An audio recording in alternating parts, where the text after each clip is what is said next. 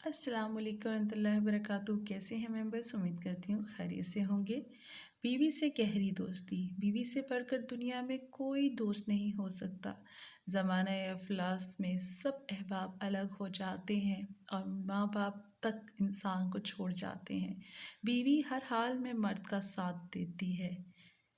اسی طرح پیار میں جیسی راحت بیوی سے پہنچتی ہے کسی دوست سے بلکہ ماں باپ سے بھی نہیں پہنچتی۔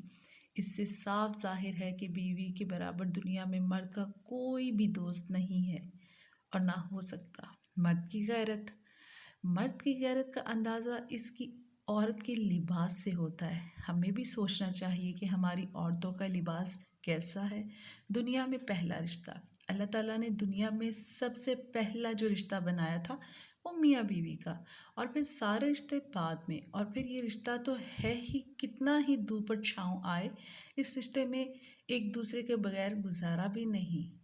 اور بیوی کے خلاف، اپنی بیوی کے خلاف کسی کو بات کرنے کا موقع نہ دو، کیونکہ ایک باوقار شخص اپنی بیوی کے وقار اور عزت نفس کا خود خیال رکھتا ہے۔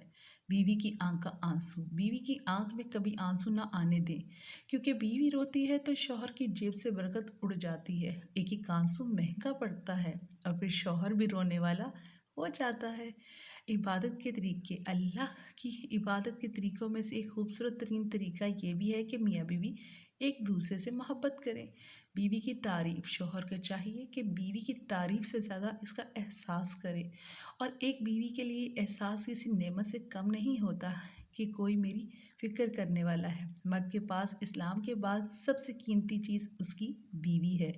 شریعت کا حکم، بیوی کا اپنا کتنا ہی اثاثہ ہو مگر اس کے اخراجات شوہر ہی پوری کرے گا، اور شوہر ایسا کرتا ہے تو بیوی ہمیشہ فرمانبردار رہتی ہے، اور اگر ایسا نہیں کرتا تو بیوی بہت جلد شوہر سے بدگمان ہو جاتی ہے۔ مرد کا نصیب، عورت سے مرد کا نصیب کیسے کھلتا ہے؟ حضرت انس رضی اللہ عنہ حضور صلی اللہ علیہ وسلم کا فرمان نقل کرتے ہیں، آپ نے فرمایا، جس شخص کو اللہ نے ایک نیک عورت کی توفیق عطا فرما دی تو بے شک اللہ تعالیٰ اس کے نصف ایمان مکمل ہونے میں مدد فرما دے، اور باقی نصف میں اس کو اللہ سے ڈرتے رہنا چاہیے۔